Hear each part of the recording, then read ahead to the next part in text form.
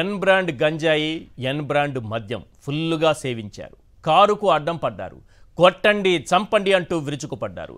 కారును ముందుకు కదలనివ్వకుండా భయభ్రాంతులకు గురిచేశారు.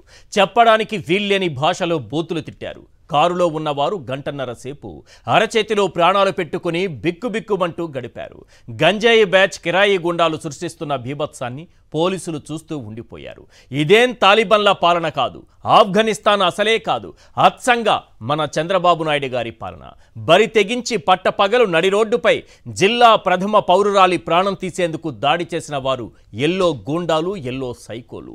ఇంత జరుగుతున్నా పోలీసులు అదేదో సినిమా చూస్తున్నట్టుగా చూస్తుండిపోయారే తప్ప ఎల్లో సైకోలను అడ్డుకునే ప్రయత్నం చేయలేదు. కారులో ఉన్న జెడ్పీ చైర్పర్సన్ హారిక, ఆమె భర్త రాము ప్రాణాలు కాపాడుకునే ప్రయత్నం, వారి ప్రాణాలు కాపాడే ప్రయత్నం అసలే చేయలేదు. 2 రోజులు గడిచిపోయినా ఈ దాడి చేసిన వారిపై, చేయించిన వారిపై ఇప్పటి వరకు కేసు నమోదు చేయనేలేదు. పైగా దాడి చేసిన మహిళ చేతికి పెట్టరెట్టంత గాయం కూడా కాలేదు. అయినా సరే పోలీసులు దాడి చేసిన వారికే అండగా నిలబడ్డారు. ఉప్పాల రాముపై కేసు పెట్టారు. రాళ్లు కర్రలతో విరుచుకుపడ్డ ఎల్లో గూండాలను శాంతి కాముకులుగా భావించి వదిలేశారు. ఇలాంటి పోలీసు వ్యవస్థను ఏమనాలి?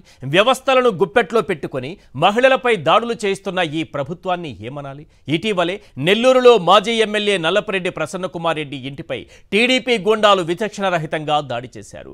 అక్కడ కూడా పోలీసులు పెద్ద మనసు చేసుకుని ఆ గూండాలను, సైకోలను వదిలేసి ప్రసన్నకుమార్ రెడ్డిపై కేసు పెట్టి విధి నిర్వహణలో తాము ఎంత నిక్కచ్చిగా వ్యవహరిస్తున్నామో ఆఫ్ఘనిస్తాన్కు తెలియజేశారు.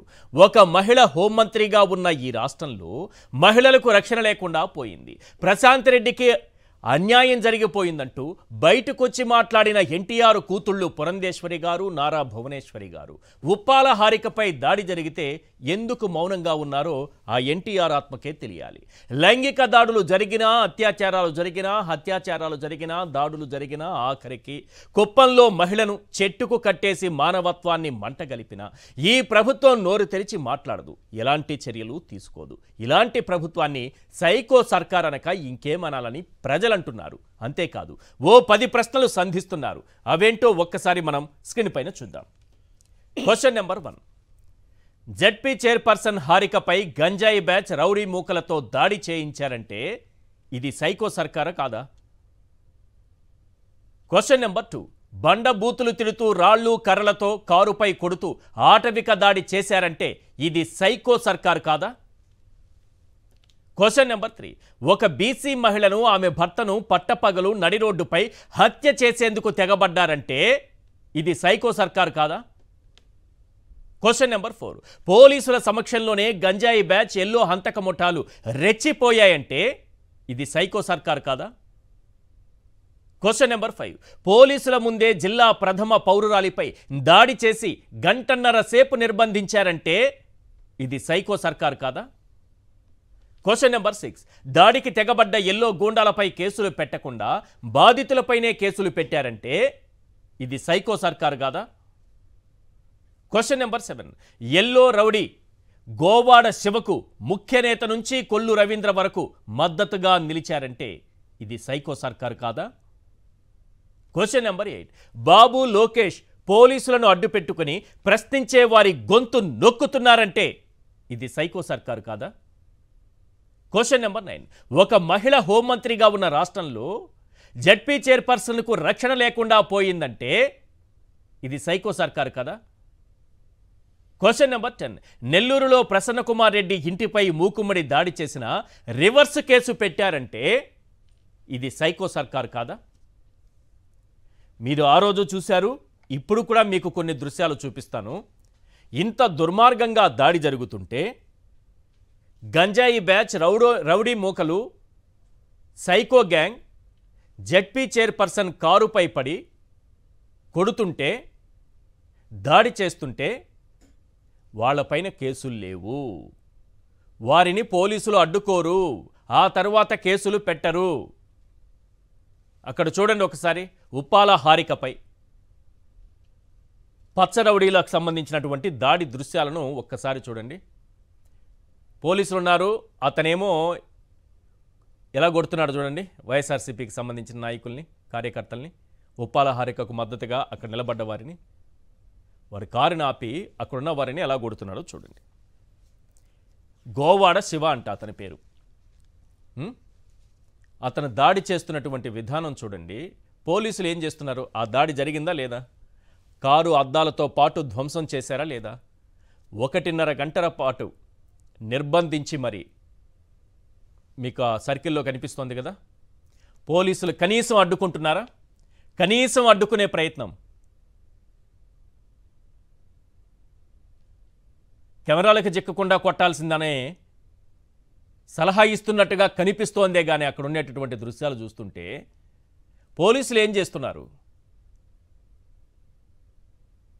ఇంత దుర్మార్గంగా దాడి చేశారు. ఇంకా దాడి విజువల్స్ ఇంకా చాలా ఉన్నాయి.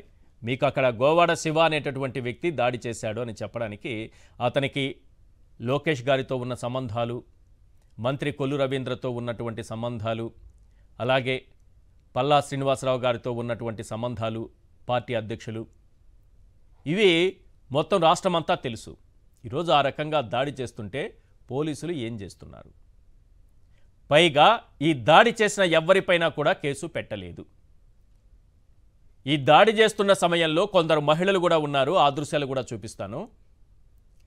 ఆ దాడి చేస్తున్నటువంటి ఓ మహిళ చేతికి గాయమైందట. ఏది? ఉప్పాల హారిక, ఆమె భర్త రాము ఇద్దరూ ప్రయాణిస్తున్నటువంటి కారు ఢీకొట్టి ఆమె చేతికి గాయమైందట. కాబట్టి ఉప్పాల రాముపై కేసు పెట్టారు. ఒకసారి ఆ దృశ్యాలు కూడా చూడండి, మీకు చాలా అద్భుతంగా అనిపిస్తుంది. నేను ఇంట్రోలోనే చెప్పాను, పెట్టరెట్టంత కూడా అక్కడ గాయం లేదు అని. అక్కడ చూడండి, మాదాల సునీత గారట.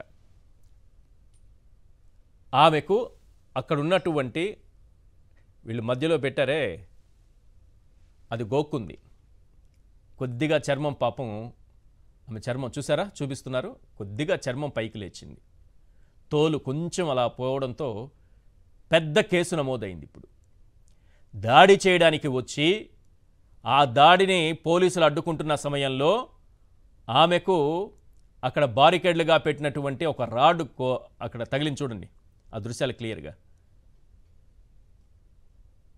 కట్టుకట్టేసి వెంటనే, అంటే ఉప్పాల హారిక పైన, జెడ్పీ చైర్పర్సన్ పైన, ఆమె భర్త పైన జరిగినటువంటి దాడి వాళ్ళు చూడండి. అక్కడ ఎల్లో మూక ఏ రకంగా దాడులు చేస్తుందో. చంద్రబాబు నాయుడు గారు మహిళలనే పంపిస్తారు దాడులు చేయడానికి. మీకు అది ఇప్పుడు కాదు, మొత్తం రాజకీయ చరిత్ర మొత్తం చూసినా మహిళల్ని ముందు పెడతారు. ఇప్పుడు చూడండి, వాళ్ళు చూడండి అక్కడికి వచ్చి దాడులు చేయడానికి ఏ రకంగా వచ్చారు. ఆమెకు తగిలిన గాయం ఏంటి, పెట్టిన కేసు ఏంటి? మాదాల సునీత గారు ఎలా రెచ్చిపోతున్నారో చూడండి. పెట్టరెట్టంత గాయమైతే మొత్తం ఎల్లో మీడియా అయితే ఉదయం నుంచి గుండెలు బాదుకుంటోంది. రాధాకృష్ణ గారు అయితే కన్నీళ్లు గార్చేశారు. అరే కొంచెం తోలు లేచిందే. 1.5 గంటల పాటు అప్రజాస్వామికంగా, తాలిబన్ల కంటే ఘోరంగా ఉప్పాల హారిక జెడ్పీ చైర్పర్సన్ ఆమె భర్త ప్రయాణిస్తున్నటువంటి కారు పైన దాడి జరిగితే మాట్లాడనటువంటి ఎల్లో మీడియా ఆ మహిళకు గాయమైందని దీనికి ఉప్పాల రాము కారు గుద్దేశారట.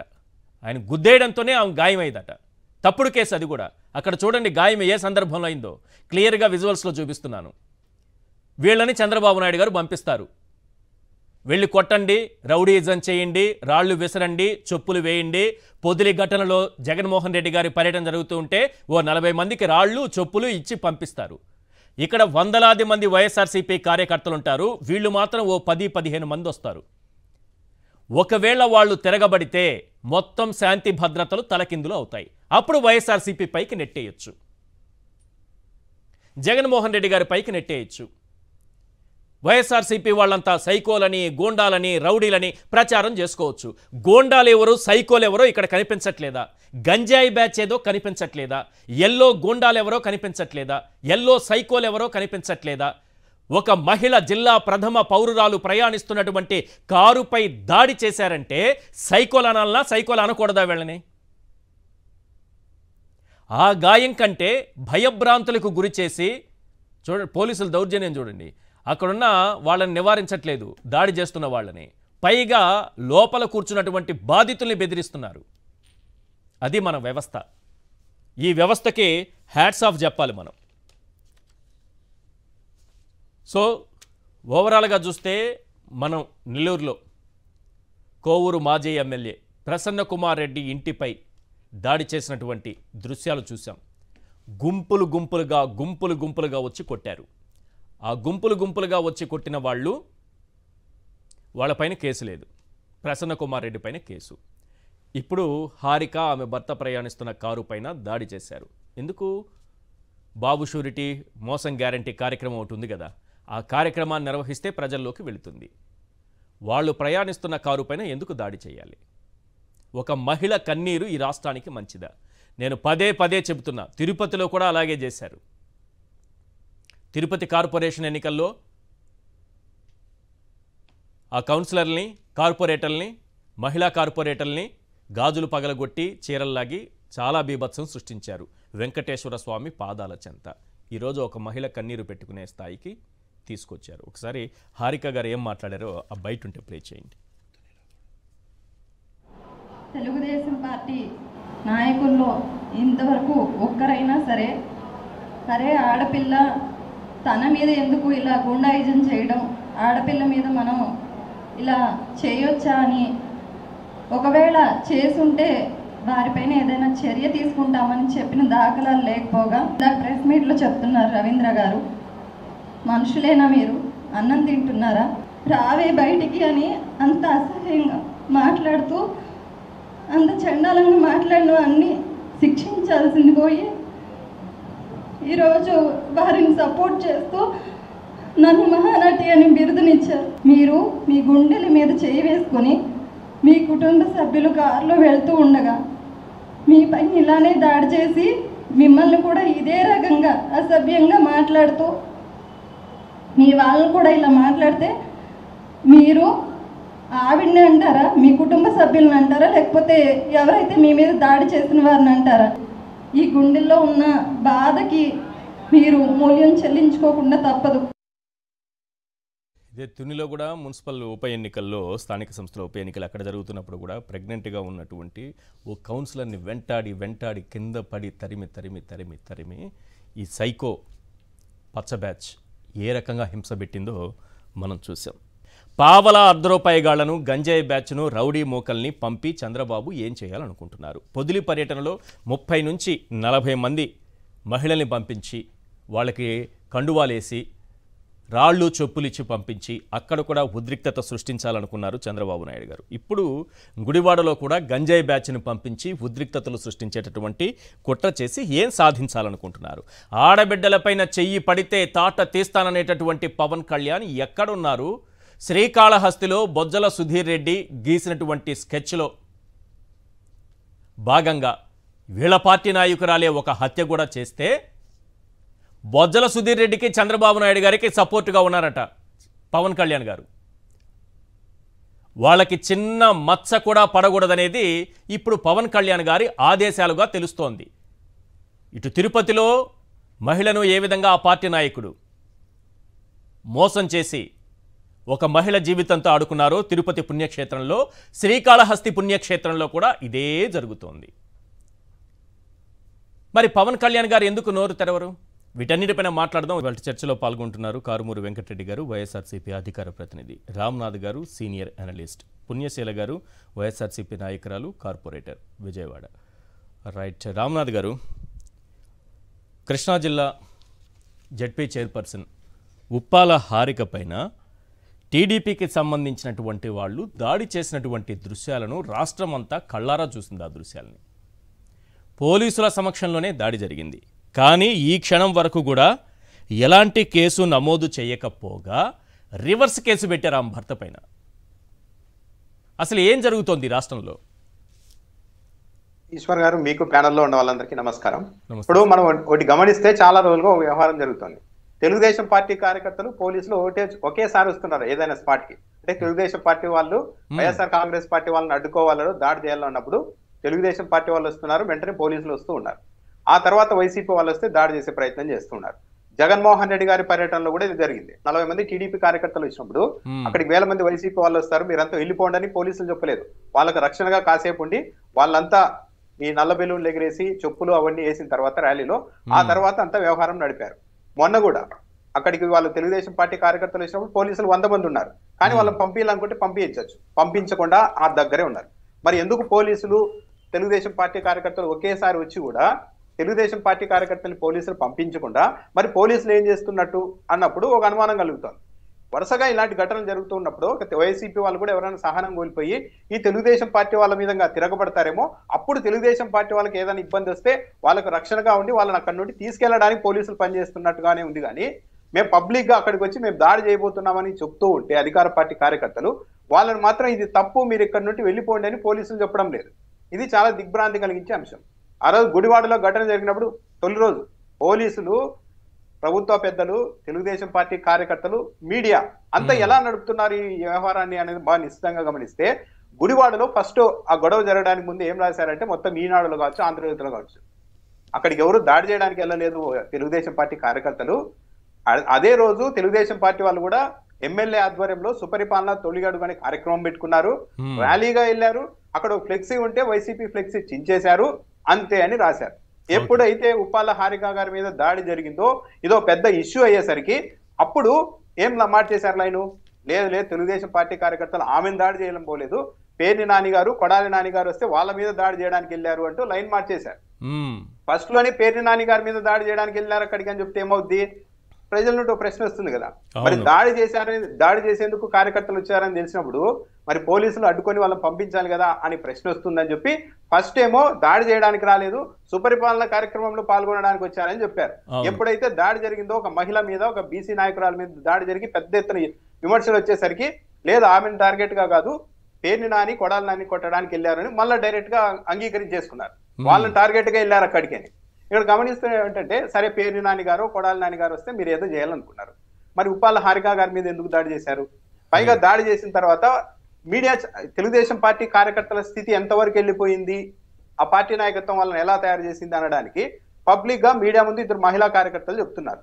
ఉప్పాల హారిక గారు వస్తే ఇటు రావద్దు, వెళ్ళిపో, మేము దాడి చేస్తామని చెప్పాము, బాగోదని చెప్పాము, ఆమె అక్కడి నుండి వెళ్ళిపోయి ఇంకో దారిలో వచ్చింది, అందుకు దాడి చేశామని చెప్తున్నారు పబ్లిక్ గా తెలుగుదేశం పార్టీ కార్యకర్తలు. అంటే ఏ రోడ్లో ఎవరు తిరగాలి, ఎప్పుడు ఎక్కడ పోవాలి ఏంటి అన్నది మేము నిర్ణయిస్తాం, మా మాటలు వినకపోతే మేము దాడి చేస్తామని తెలుగుదేశం పార్టీ కార్యకర్తలు స్పష్టంగా అక్కడ మీడియా కెమెరాల సాక్షిగా చెప్తూ ఉంటే, మేమే దాడి చేశామని చెప్తూ ఉంటే పోలీసులు మాత్రం కేసు పెట్టడం లేదు.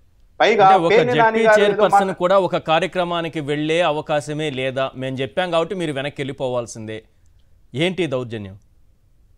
ఇక దౌర్జన్యం మొత్తం పోలీసులు అందరూ తయారైపోయారు. ఇక మీడియా కవర్ ఎలా చేసిందో చూశారు కదా. ఉప్పాల హారిక గారు కావాలని అక్కడికి వెళ్ళారంట వాళ్ళని రెచ్చగొట్టడానికి, కారు వేసుకొని ఆమె పట్ట. 100 మంది తెలుగుదేశం పార్టీ కార్యకర్తలు అక్కడ ఉన్నారని తెలిసి, వాళ్ళ ప్రభుత్వం ఉందని తెలిసి ఎవరైనా కూడా కారు వేసుకొని వెళ్ళి రండి చూసుకుందామని 200 మంది కార్యకర్తల దగ్గరికి వెళ్ళి కారు మధ్యలో పెడతారండి, ఓ పత్రికలో రాశారు. ఇంకేమనాలి మీడియాని, వీళ్ళే వెళ్ళిపోయారు, రెచ్చగొట్టారు, అందుకు దాడి జరిగింది అని చెప్తున్నారు. మీడియా ఆ పత్రిక అట్లా కవర్ చేస్తోంది, ఈ పత్రిక ఇలా కవర్ చేస్తోంది. పేర్ని నాని గారి మీద కేసు పెట్టారు. పేర్ని నాని గారిని కరెక్ట్ గా 2-3 వ్యాఖ్యలు కట్ చేసుకొని వాళ్ళు ప్రచారం చేసుకుంటున్నారు. కానీ ఆయన ఏ నేపథ్యంలో అన్నారు, ఏ సందర్భంలో అన్నారు, ఏ ఉద్దేశంతో అన్నారు అనేది ఒక 2.5 నిమిషం ఉంది అంతే వీడియో. దాంట్లో ఆయన తెలుగుదేశం పార్టీ, వైఎస్ఆర్ కాంగ్రెస్ పార్టీ కార్యకర్తలతో వాదిస్తున్నారు. మీరు ఇవన్నీ కరెక్ట్ కాదు, మనం పద్ధతిగా ఉందాం, ప్రజల మనసుకు వెళ్దాం, ఈ నరుకోవడాలు రఫాలు ఇవన్నీ వద్దు బాబు అని చెప్తున్నారు. కానీ ఆయన మీద కూడా కేసు పెట్టేశారు. ఇక్కడ ఇంకోటి నాకు అనిపించింది ఏంటంటే, ఈ పార్టీకి వీళ్ళందరినీ ఎత్తి లోపల వేసి ఉండేవాళ్ళేమో, కాకపోతే హైకోర్టులో ఒక పిటిషన్ మీద విచారణ జరుగుతోంది. అదేంటంటే ఇటీవల హైకోర్టు ఒక సర్క్యులర్ ఇచ్చింది మెజిస్ట్రేట్లందరికీ, మీరు యాంత్రికంగా రిమాండ్ ఇచ్చేస్తున్నారు, పోలీసులు అరెస్ట్ చేసుకొని వస్తే ఏ సెక్షన్ పెట్టారు, ఎందుకు పెట్టారు అనేది కూడా తెలియకుండా మీరు రిమాండ్కి ఇస్తున్నారు, ఇలాగైతే మీ మీద కోర్టు ధిక్కరణ చర్యలు తీసుకోవాల్సి వస్తుంది అని ఓ సర్క్యులర్ ఇస్తే దాన్ని కోర్టులో ఛాలెంజ్ చేశారు హైకోర్టులో. లేదు మెజిస్ట్రేట్ల మీద అలా చర్యలు తీసుకోవడానికి వీలు లేదు అంటూ ఒక పిటిషన్ వేశారు, దాని మీద విచారణ జరుగుతుంది. అందుకని ఏమన్నా ఇంకా కాస్త సంయమనం పాటిస్తున్నారేమో, కానీ లేకుంటే వీళ్ళందరినీ అరెస్ట్ చేసి తీసుకెళ్లేవారేమో. ఇక్కడ ఓవరాల్ గా కనిపిస్తున్నది ఏంటి అంటే, తెలుగుదేశం పార్టీ అటువైపు జగన్మోహన్ రెడ్డి మీద, వైఎస్ఆర్సీపీ మీద అటాక్ చేయడానికి అవతల కంటెంట్ లేదు. అట్ ది సేమ్ టైం ఇటీవల కటౌట్లన్నీ షేక్ అవుతున్నాయి. 164 తాళ్లతో చాలా బలంగా కట్టుకున్న కటౌట్లు మావి అని చెప్పారు. కానీ ఇప్పటికే అంతర్గత సర్వేలతో పాటు రకరకాల సర్వేలన్నీ ఆల్రెడీ 90 తాళ్ళు తెగిపోయాయి సార్ అని చెప్తున్నారు. ఇంకా మిగిలిన తాళ్ళు ఎప్పుడు తెగుతాయో తెలీదు, చాలా వీక్ అయిపోయింది. దీంతో కవర్ చేయడానికి ఇప్పుడు ఎలా అయిపోయిందంటే పరిస్థితి, నాజర్ సినిమాలో, అతడి సినిమాలో నాజర్ గారు చెప్తారు, ఈ వయసులో నాకు కావాల్సింది నిజాలు కాదు జ్ఞాపకాలు అని. అలా అయిపోయి తెలుగుదేశం పార్టీ పరిస్థితి కూడా. మాకు కావాల్సింది ఇప్పుడు 2029లో గెలుస్తామో ఓడతామో అనేది కాదు, ఈ రోజు ఈ పూటకి వైఎస్ఆర్సీపీ వాళ్ళ మీద ఎన్ని కేసులు పెట్టాం, ఎన్ని చోట్ల దాడులు చేసాం, వాళ్ళని ఎలా బెండు తీసాం, ఈ రోజుకి ఓకే బాగా చేశాం అని ఆత్మసంతృప్తితో నిద్రపోవాలి అన్నట్టు, గుండె హార్ట్ వీక్ గా ఉన్న వ్యక్తి దగ్గర షాకింగ్ వార్తలు చెప్పకూడదు అన్నట్టు, తెలుగుదేశం పార్టీకి కూడా ఏదో జరిగిపోతుంది మనకి నెగిటివ్ గా అని చెప్తే ఎక్కడ షాక్ అయిపోతుందో తెలుగుదేశం పార్టీ అన్నట్టు, లేదంతా మనకి సవ్యంగా ఉంది, అంతా ఉంది, బాగుంది అన్నట్టుగా ఒక కవర్ చేసే ప్రయత్నం చేస్తున్నారు. దీంట్లో భాగంగానే అవతల వాళ్ళ దగ్గర ఏం కంటెంట్ లేదనడానికి చిన్న ఎగ్జాంపుల్. ఎక్కడికి వెళ్ళిపోయారంటే నిన్న ఏది టీటీడీ చైర్మన్ గారి సొంత ఛానల్లో, టీటీడీ చైర్మన్ గారు అని చెప్పాల్సిందే, ఆయన సొంత ఛానల్లో ఏం చెప్తున్నారు, జగన్మోహన్ రెడ్డి పర్యటనలో 15,000 మంది రోహింగ్యాలు ఉన్నారు, బంగ్లాదేశ్ వాళ్ళు ఉన్నారని ఒక పచ్చి అబద్ధాన్ని చెప్తున్నారు. జనసేన వినూత ఎందుకు హత్య చేశారంటే వైసీపీలోకి ఎంట్రీ దొరుకుతుందని హత్య చేశారని చెప్తున్నారు. ప్రజలు నవ్వుకుంటారన్నది కూడా లేకుండా తయారైపోయారు. అంటే ఇక ఏమీ లేదు, కంటెంట్ లేదు, ఇంకా వాళ్ళు జాలిపడే స్థితికి వచ్చేసారు. అందుకని ఏది దొరికితే అది దాడి చేస్తూ ఉన్నారు. ఇప్పుడు మహిళల ఆత్మగౌరవం అని చెప్తూ ఉన్నారు. పవన్ కళ్యాణ్ గారు కూడా చాలా చెప్తూ ఉంటారు. నిజంగా చెప్పాలంటే సరే ఆ హత్య చేయడం తప్పే, దాంట్లో అనుమానమే లేదు, శిక్షించాల్సిందే. కానీ దాని మోటివ్ ఎక్కడి నుండి ఉంది అంటే తెలుగుదేశం పార్టీ ఎమ్మెల్యే దగ్గర ఉంది. 10 ఏళ్లుగా ఒక మహిళా నాయకురాల దగ్గర నమ్మకంగా పనిచేస్తున్న వ్యక్తిని 50 లక్షలు ఇచ్చి లోబర్చుకొని ఆమెకు సంబంధించిన ప్రైవేట్ వీడియోలు అన్ని తీసుకెళ్లి పెడుతూ ఉంటే పవన్ కళ్యాణ్ గారు ప్రశ్నించాలి కదా, ఫస్ట్ అది ప్రశ్నించాలి కదా. ఏం చెప్తున్నారు తెలుగుదేశం పార్టీ వాళ్ళు, పవన్ కళ్యాణ్ గ్రేట్, వెంటనే చర్యలు తీసేసుకున్నారని చెప్తున్నారు. ఆ గ్రేట్నెస్ తెలుగుదేశం పార్టీలో ఏమైంది? ఒక మహిళా నాయకురాల మీద ఇంత పెద్ద ప్రయోగం చేసినా సొంత పార్టీ నాయకుల మీద ఎందుకు చర్యలు తీసుకోవడం లేదు? బలిజల్ని కాపుల్ని చంద్రబాబుకి తాకట్టు పెట్టారనే చర్చ ఒకటి తిరుపతి, శ్రీకాళహస్తి ఈ పరిసర ప్రాంతాల్లో వినిపిస్తోంది సార్. నాకైతే నేను స్థానికంగా ఉన్న వాళ్ళతో మాట్లాడితే వినిపించినటువంటి మాట ఎంతవరకు వాస్తవం అనుకోవచ్చు? ఇప్పుడు 6 మంది మీద వేటేశారు సార్ ఇన్ఛార్జీల మీద. ప్రతి చోట అయింది. ఆ టీవీ రామారావు అయినా తెలుగుదేశం పార్టీ కార్యకర్తల్ని బూట్లు తుడిచే వాళ్ళలా చూస్తున్నారు, జనసేన కార్యకర్తల్ని బూట్లు నాకే వాళ్ళ చూస్తున్నారు తెలుగుదేశం పార్టీ వాళ్ళు. మా ఆత్మగౌరవం కాపాడండి అని నిరసన జరిపితే తెల్లారాలకి ఆయన తీసేశారు, వేటేసేశారు. అర్హర వీరమల్లు సినిమాకి ఏదో వ్యక్తిగత కక్ష పెట్టుకొని రాజమండ్రి ఇన్ఛార్జీలు లేపేశారు. ఒక కిరణ్ రాయల్కి మాత్రం ఆయన అంత పబ్లిక్ గా ఆడియోలు వీడియోలు దొరికినా కూడా ఆయన్ని మాత్రం ఇప్పటికి కూడా ఎన్నికేసుకొస్తున్నారు. ఆయన ఇప్పటికీ కూడా జనసేన పార్టీ నాయకుడు గాలని డిబేట్లలో అన్ని పాల్గొంటున్నారు. నిన్న చూస్తే ఆమెని సరే వాళ్ళ హత్య చేయడము అన్ని తప్పే, కానీ మరి అదే సూత్రము అవతల తెలుగుదేశం పార్టీ నాయకులు వాళ్ళ నాయకుల మీద కూడా అప్లై చేయాలి కదా. ఆ కేసు విషయంలో, ఆ హత్య విషయంలో అడగడం లేదు.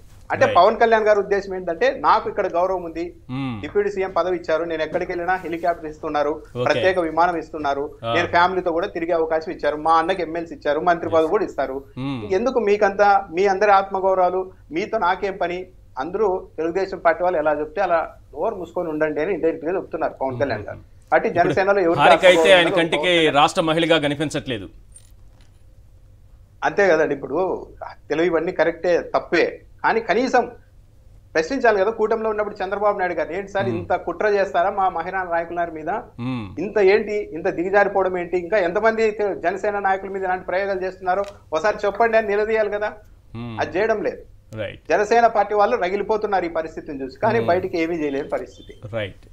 రైట్ వెంకటరెడ్డి గారు, ఏం జరుగుతుంది అసలు రాష్ట్రంలో? రివర్స్ కేసులు ఏంటి? మొన్న చూసాం నెల్లూరులో ప్రసన్న కుమార్ రెడ్డి ఇంటిపైన దాడి చేస్తే రివర్స్లో ఆయనపైనే కేసు పెట్టారు.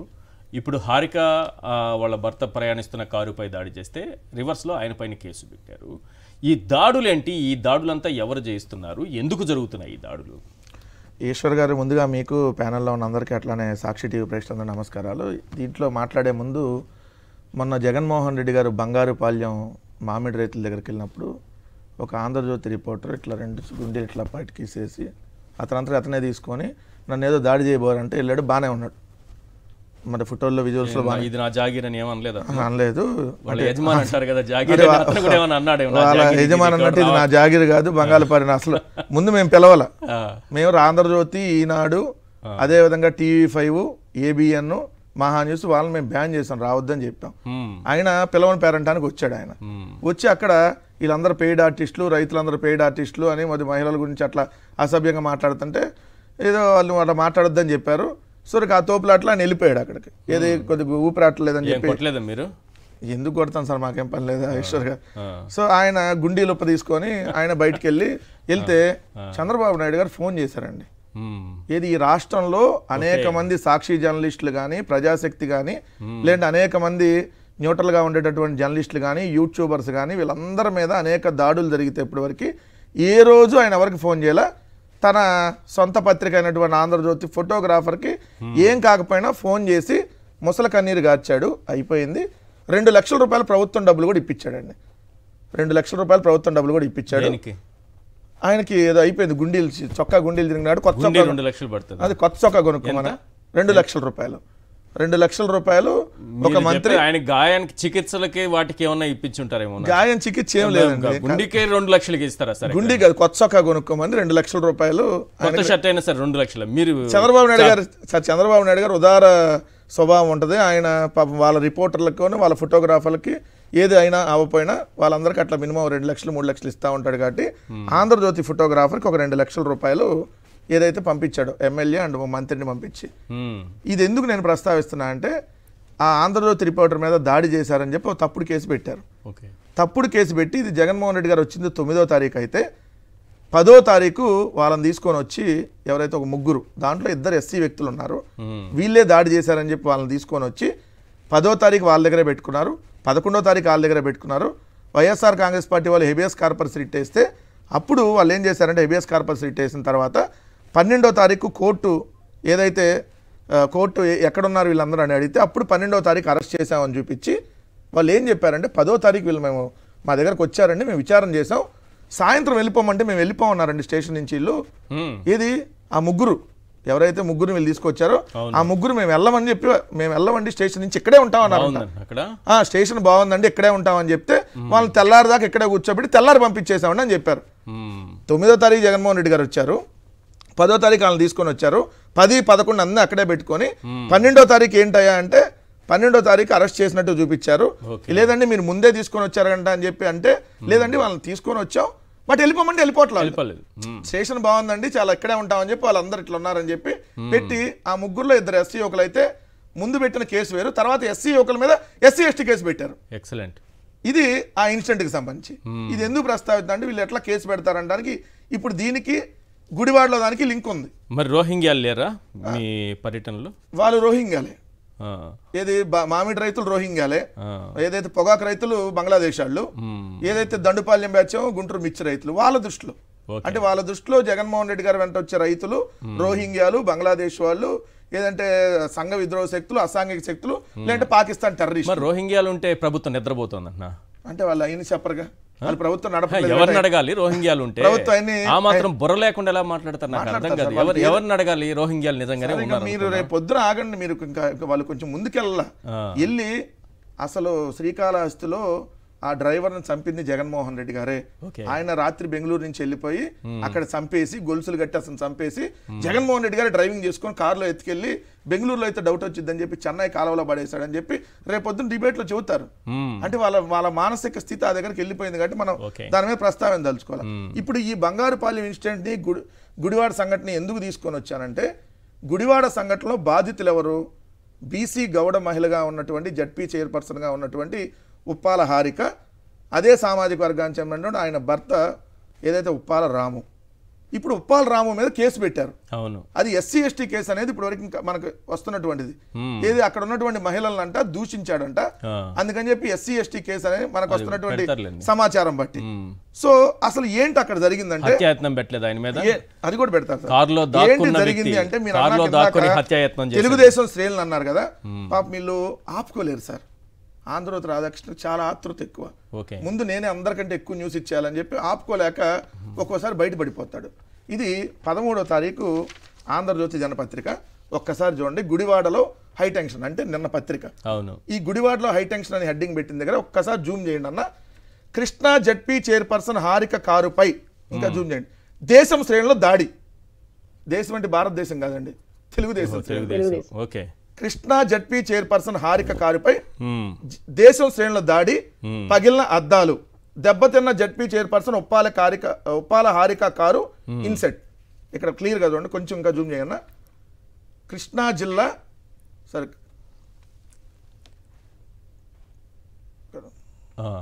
అట్లా ఉంచండి. కృష్ణా జడ్పీ చైర్పర్సన్ హారిక కారుపై దేశం శ్రేణుల దాడి, పగిలిన అద్దాలు అంటే తెలుగుదేశం శ్రేణులు దాడి చేశారని క్లియర్ గా ఒప్పుకున్నారు కదా. ఉప్పాల హారిక కారును టీడీపీ శ్రేణులు అడ్డగించారు. ఈ రౌండ్ ఆఫ్ చేసింది ఒకసారి చూడండి. అవును, ఉంది, కనపడుతుంది కదా. ఇది 13 ఆంధ్రజ్యోతి అండి. ఈ రోజు పత్రిక 14 పేరుని మైండ్ గేమ్. దాంట్లో ఒకసారి జూమ్ చేయండి అన్న. మాజీ మంత్రి పథక రచనతోనే జడ్పీ చైర్పర్సన్ ఆమె భర్త గుడివాడ రాక ఉద్దేశపూర్వకంగానే కారాపి హైడ్రామా. ఉద్దేశపూర్వకంగా కారాపి హైడ్రామా ఇవాళ పత్రికలో. ఇక్కడ నిన్న పత్రిక వచ్చేటప్పటికి దేశం శ్రేణులు దాడి కారుని అడ్డగించారు. నిన్నేమో కారుని అడ్డగించారు, ఈ రోజేమో వాళ్ళే ఆపారు కారుని. ఇది నిన్నేమో తెలుగుదేశం ఉద్దేశపూర్వకంగా కారాపి హైడ్రామా. హైడ్రామా అంటే ఏంటి? కారాపి హైడ్రామా దాడి చేయండి అని పిలిచారా? దాంట్లో పేరు నాని గారు కూడా హైడ్రామా ఆడారని. రేపొద్దున ఇంకా స్టార్కి వెళ్తారు. మొత్తం ఇదిగోండి ఈ ఫ్లెక్స్ వేయించింది పేరు నాని గారే, కొడాల నాని గారి మీద. కొడాల నానిపై ఏర్పాటు చేసిన ఫ్లెక్సీ కూడా పేరు నాని గారే ఫోన్ చేసి వేయించారు. అక్కడ తెలుగుదేశం వాళ్ళని పిలిచింది కూడా పేరు నాని గారే అని చెప్పి పేరు నాని గారే ఉద్రిక్తల కారణమయ్యారని చెప్పి రేపొద్దున కేసు పెట్టినా ఆశ్చర్యం లేదు. ఎందుకు అని చెప్తున్నాను సార్, ఈ మాజీ మంత్రి పథక రచనతో జడ్పీ చైర్మన్ ఆ భర్త గుడివాడ వచ్చారంటున్నారు కదా. ఈ ఎవరైతే ఉప్పాల హారిక గారు గుడివాడ నియోజకవర్గానికి సంబంధించినటువంటి జడ్పీటీసీ, ఆమె గుడ్లవల్లేరు జడ్పీటీసీ. అంటే ఆమె ప్రాతినిధ్యం వహిస్తున్నది గుడివాడ నియోజకవర్గం నుంచి, గుడ్లవల్లేరు అనేటటువంటి మండలం నుంచి. ఆమె వైఎస్ఆర్ కాంగ్రెస్ పార్టీ నుంచి జడ్పీ చైర్పర్సన్. కృష్ణా జిల్లాలో ఏ కార్యక్రమం అయినా ఫస్ట్ పిలిచేది ఆమెనే, ప్రథమ పౌరురాలు కింద ఆమెనే పిలుస్తారు. ఏ పార్టీ కార్యక్రమం అయినా, వైఎస్ఆర్ కాంగ్రెస్ పార్టీకి సంబంధించిన ఏ కార్యక్రమం అయినా ఆమెనే పిలుస్తారు. ప్రభుత్వ కార్యక్రమం అయినా కూడా ఆమెనే పిలవాలి లెక్క ప్రకారం. సో ఆమె సొంత నియోజకవర్గంలో, ఆమె పోటీ చేస్తున్నటువంటి నియోజకవర్గంలో అక్కడ గుడివాడలో బాబు షూరిటీ ఏదైతే మోసం గ్యారంటీ, అక్కడ మళ్ళీ బాబు షూరిటీ కార్యక్రమం అంట, మోసం గ్యారంటీ లేదు. పేపర్లో భలే రాస్తారు సార్. బాబు షూరిటీ కార్యక్రమంలో పాల్గొనేందుకు పరీక్ష పెడుతున్నారు రాధాకృష్ణ సార్. బాబు షూరిటీ మోసం గ్యారంటీ కార్యక్రమం కాదంట, బాబు షూరిటీ ఇచ్చిన కార్యక్రమానికి ఆమె వస్తుందంట. అప్పుడు శ్రేణులు అడ్డుకున్నారంట. సో ఇట్లా రాసి అక్కడ దొరికిపోయారు కదా. మీరు ఇందాక గోవాడ శివ అని చూపించారు కదా. ఎవరినంటే ఆయన పేరు, పూర్తి పేరు గోవాడ శివకుమార్, గుడివాడ తెలుగు యువత అధ్యక్షుడు. అంటే మామూలుగా గుడివాడ నియోజకవర్గ తెలుగుదేశం అధ్యక్షుల తర్వాత తెలుగు యువత అధ్యక్షులదే కీలక పదవి, అంటే యూత్. సో అతను మీకు ఫోటోలో ఉన్నారు కదా. ఇతను డైరెక్ట్ గా దాడికి వచ్చాడు. దాడికి వస్తే ఈ రోజు ఉల్టా ఎవరి మీద కేసు పెడుతున్నారు? ఉప్పాల హారిక గారి మీద కూడా పెడతారు రేపొద్దున. కంగారు ఏం పడాల్సిన లేదు. ఇప్పుడు ఉప్పాల రాము గారి మీద పెట్టారు, రేపొద్దున వాళ్ళ భార్య గారి మీద కూడా పెడతారు. ఎందుకంటే ఎందుకు చంద్రబాబు నాయుడు గారు ఇట్లా పెడతారంటే, వాళ్ళ ఇంట్లో ఉన్న వాళ్ళే చంద్రబాబు నాయుడు గారి దృష్టిలో మహిళలు అండి. వాళ్ళ పార్టీలో ఉంటేనే మహిళలు, వాళ్ళ పార్టీ నుంచి వెళ్ళిపోయిన వాళ్ళు మహిళలు కాదు. కోడలు మగబిడ్డను కంటానంటే అత్త వద్దంటదా, అసలు ఈ ఆడపిల్లలు ఎందుకు అన్నటువంటి మైండ్ సెట్ ఉన్నటువంటి వ్యక్తికి ఒక బీసీ గౌడ సామాజిక వర్గం నుంచి ఈ కృష్ణా జిల్లా లాంటి రాజకీయ చైతన్యం ఉన్నటువంటి గొప్ప జిల్లాకి జడ్పీ చైర్పర్సన్ అయినటువంటి ఆ అమ్మాయిని ఈరోజు దాడి చేసి చంపేయాలనేటువంటి ప్రయత్నం చేస్తే ఉల్టా మళ్ళీ వాళ్ళ భర్త మీద మీరు కేసులు పెడుతున్నారంటే ఏ స్థాయికి చంద్రబాబు నాయుడు గారు దిగజారిపోయారో ఒకసారి గమనించమని. ఇంకోటి కూడా ఈ ప్రశాంత్ రెడ్డి గారి కోసం పురంధేశ్వరి గారు, నారా భువనేశ్వరి గారు బయటకు వచ్చి మాట్లాడారు కదా. మాట్లాడండి, పోన్లే పర్లేదు. ఎన్టీఆర్ కూతుర్లుగా ఆయన మహిళల్ని ఎక్కువ గౌరవిస్తాడనే పేరుంది కదా. మరి హారిక విషయంలో మీరు ఎందుకు బయటకు రారు?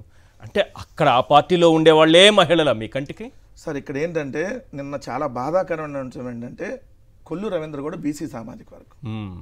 ఒక మహిళ మీద ఒక దారుణమైన వ్యాఖ్యలు, మహానటి అనేటటువంటి వ్యాఖ్యలు చేయటం అనేది నిజంగా కూడా ఆయన దిగజారుతనానికి అది నిదర్శనం. ఎవరు వేమిరెడ్డి ప్రశాంత్ ఏమో మహా తల్లి అంట. ఎందుకు? నల్లపరెడ్డి ప్రసన్న కుమార్ రెడ్డి గారి ఫ్యామిలీ దాదాపుగా 60 సంవత్సరాల నుంచి నెల్లూరు రాజకీయాల్లో ఉండి 3 సార్లు నల్లపరెడ్డి ప్రసన్న కుమార్ రెడ్డి గారి తండ్రి ఎమ్మెల్యేగా చేస్తున్నాడు. నల్లపరెడ్డి ప్రసన్న కుమార్ రెడ్డి గారు 6 సార్లు చేస్తున్నాడు. 9 సార్లు ఆ కుటుంబం అక్కడ ఎమ్మెల్యేగా ప్రాతినిధ్యం వహించింది. మచ్చలేనటువంటి కుటుంబంగా ఉంది. అలాంటి కుటుంబం మీద ఇష్టం వచ్చినట్టుగా ఏదైతే వేమిరెడ్డి ప్రశాంత్ గారు నోటికి ఏదొస్తే అది మాట్లాడితే ఆమె మహాతల్లి. మాట్లాడిన దానికి కౌంటర్గా ఆపోజిట్ పార్టీగా ఈయన కౌంటర్ ఇస్తే ఆయనేమో ఏదైతే దోషి, ఆయన ఇంటి మీద దాడి చేసి ఆయన చంపాలని ప్రయత్నం చేస్తే ఏది ఒక మాజీ ఎమ్మెల్యే మంత్రిని చంపడానికి ప్రయత్నించినామేమో మహాతల్లి అండి. ఎవరైతే ఇక్కడ దాడి అనుభవించిందో, భయభ్రాంతులకు గురైందో, ఏదైతే బాధితురాలుగా ఉన్నటువంటి ఉప్పాల హారిక గారేమో మహానటి అంట. మరి ఇదే కొల్లు రవీంద్ర గారిని అడుగుతున్నాం, మిమ్మల్ని అరెస్ట్ చేశారు ఒక టైంలో, మరి అప్పుడు మీ కుటుంబ సభ్యులు కూడా ఏడ్చారు, మరి వాళ్ళు కూడా మహానటులు తప్పు కదా? అలా అనకూడదు కదా. ఇప్పుడు ఏడిస్తే దాన్ని మొసల కాదండి, చూడండి సార్, మొసల కన్నీరు మీడియా ఉందని చెప్పి హారిక గారి మీద పెట్టారండి. చాలా బాధాకరమైనటువంటి అంశం. ఎందుకంటే మొసల కన్నీరా? ఎవరిది మొసల కన్నీరు? నేను ఆంధ్రజ్యోతి రిపోర్టర్కి ఏం కాకపోయినా డ్రామాలు ఆడి ఫోనులు చేస్తున్న నీది కదా ముసలి కన్నీరు చంద్రబాబు నాయుడు గారు. అసెంబ్లీలో ఏడ్చినట్టుగా నటించావు కదా, అది కదా ముసలి కన్నీరు. అంటే మీ ఇంట్లో వాళ్ళే మహిళలు, లేదంటే మీకు అనుకూలంగా ఉండే వాళ్ళే మీ పార్టీకి సంబంధించిన వాళ్ళే మహిళలు, మిగిలిన ఎవ్వరూ మహిళలు కాదు వీళ్ళ దృష్టిలో. వాళ్ళందరూ రోహింగ్యాలు, వాళ్ళందరూ బంగ్లాదేశ్ వాళ్ళు. ఇప్పుడు ఈ ప్యానల్లో కూర్చొని రామ్నాథ్ గారు వ్యతిరేకంగా మాట్లాడితే ఆయన ఏపీ ప్రైడ్ ఛానల్ రన్ చేస్తున్నాడు, ఏం సంబంధం లేదు. ఆయన సాక్షిలో కూర్చొని మాట్లాడు, ఆయన కూడా బంగ్లాదేశ్ రోహింగ్యా, లేదా సంఘ విద్రోహ శక్తి, లేదంటే మా సిస్టర్ పుణ్యశీల కార్పొరేటర్ గా ఉంది కాబట్టి తెలుగుదేశం వైపు వెళ్లకుండా వాళ్ళు ఎన్ని ఒత్తిళ్లు గురి చేసినా పోకుండా అట్లానే నిలబడింది కాబట్టి జగన్మోహన్ రెడ్డి గారు, ఆమె కూడా రోహింగ్యా అక్కడి నుంచి వచ్చింది. అది వీళ్ళు 15,000 మందిలో ఆయన ఉన్నాడు, నేనున్నా, రామ్నాథ్ గారు ఉన్నారు, యాంకర్ మీరు కూడా ఉన్నారు. కాకపోతే మీరు ఎప్పుడు రారు కాబట్టి అక్కడికి, సో వాళ్ళు కూడా ఉన్నారు. ఇలాంటి దిగజారిన పరిస్థితుల్లో రాష్ట్ర రాజకీయాలు ఉన్నాయి, దయచేసి ప్రజలు కూడా గమనించండి. ఎస్ పుణ్యశీల గారు, ఏంటి హారిక మీద దాడి చేసి రివర్స్ లో వాళ్ళపైనే మళ్ళీ కేసులు పెట్టడం, ఏం జరుగుతోంది అసలు? నమస్తే ఈశ్వర్ గారు అండ్ ప్యానలిస్టులందరికీ కూడా నా హృదయపూర్వక నమస్కారం, సాక్షి వ్యూవర్స్ కి కూడా నమస్కారం. అంటే ఏం చెప్పాలో కూడా అంటే పెద్ద విశ్లేషకులు రామ్నాథ్ గారు కానీ అలాగే మా తమ్ముడు వెంకటరెడ్డి గారు కానీ చాలా బాగా ఇప్పటి వరకు కూడా ఎక్స్ప్లెయిన్ చేయడం జరిగింది సార్. కాకపోతే నేనైతే ఒక మాట చెప్పదలుచుకున్నాను. ఆంధ్ర రాష్ట్రంలో ప్రభుత్వం అనేది నడవట్లే, ఎమర్జెన్సీ నడుస్తోంది సార్, ఎమర్జెన్సీ నడుస్తోంది. నిజంగా ఈ మాట వైఎస్ జగన్మోహన్ రెడ్డి గారు మా నేత కూడా చెప్పడం జరిగింది. అన్అనౌన్స్డ్ ఎమర్జెన్సీ అనేది ఆంధ్ర రాష్ట్రంలో జరుగుతోంది.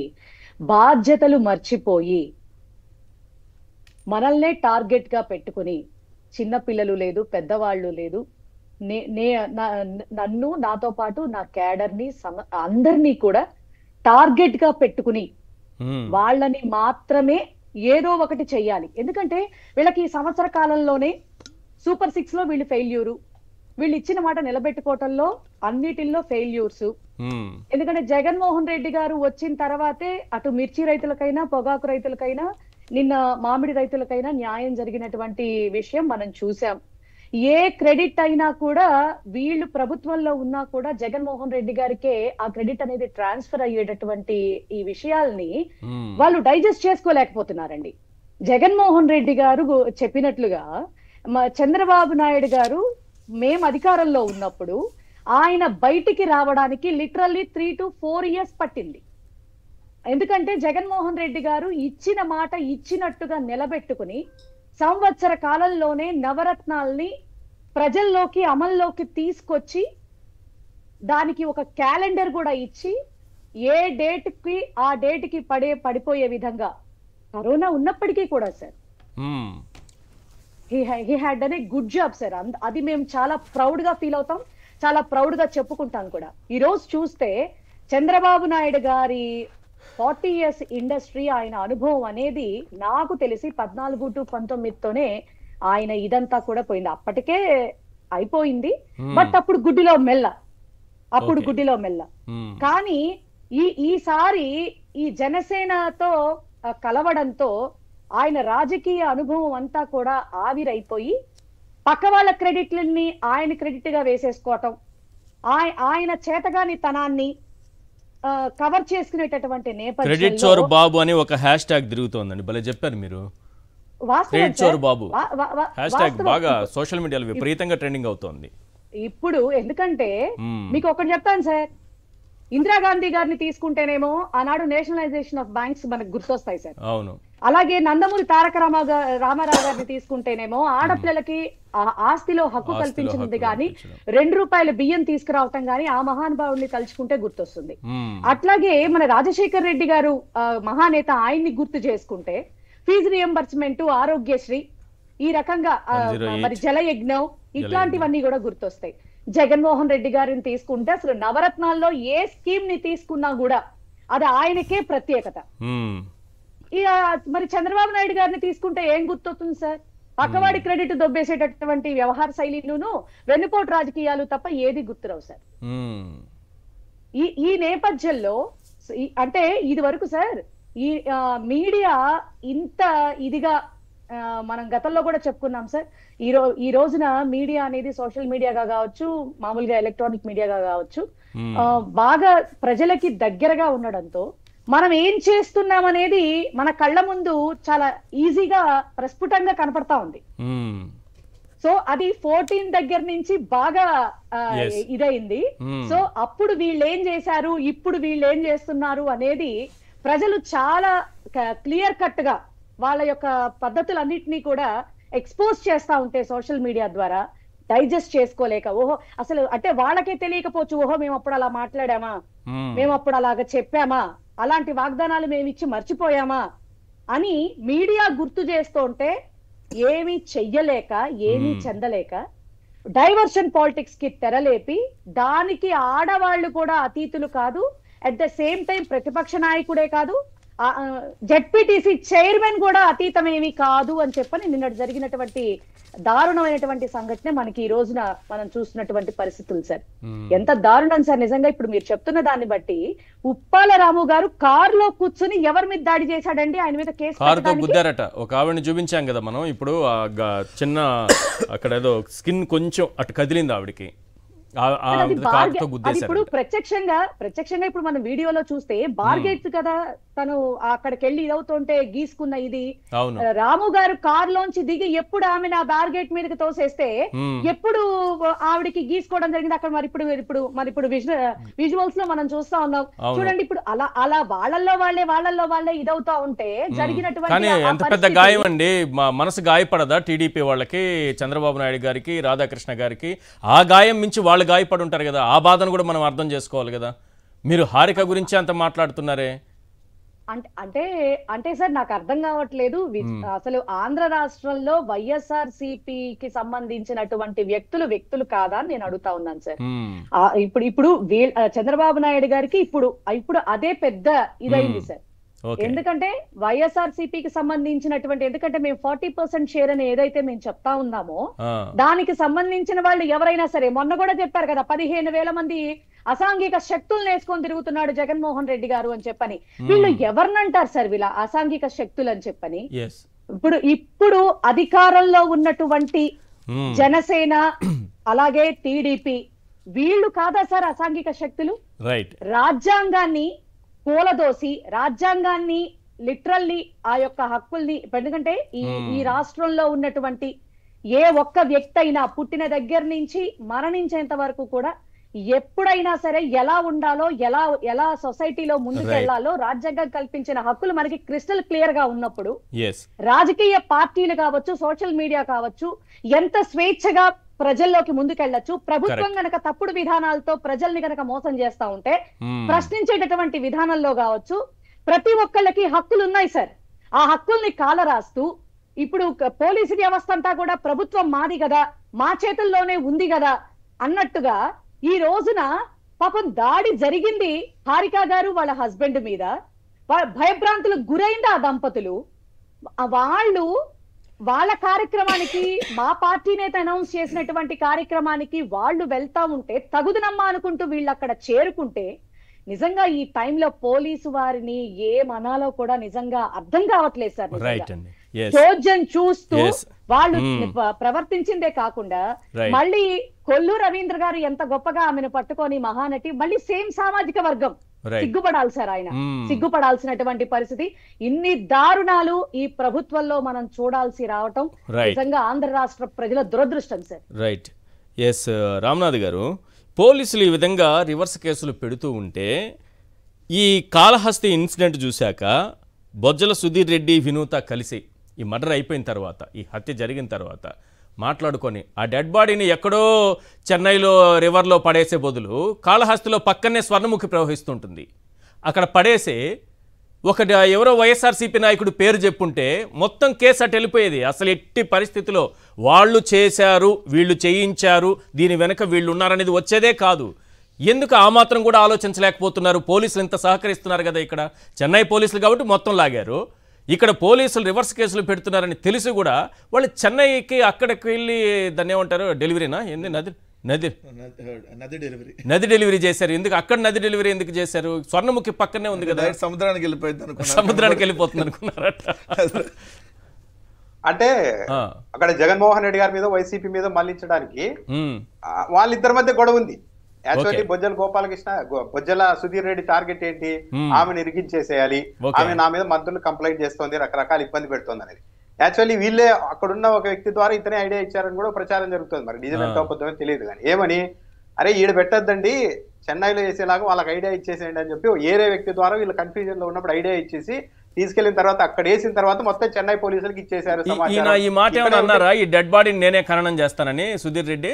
అంత్యక్రియలు పాల్గొన్నారు. నిన్న ఈనాడులో కూడా రాశారు, ఈ రోజు ఇంకో పత్రికలో కూడా వచ్చింది, నేనే దాన్ని అంత్యక్రియలు కూడా నిర్వహిస్తానని చెప్పారు.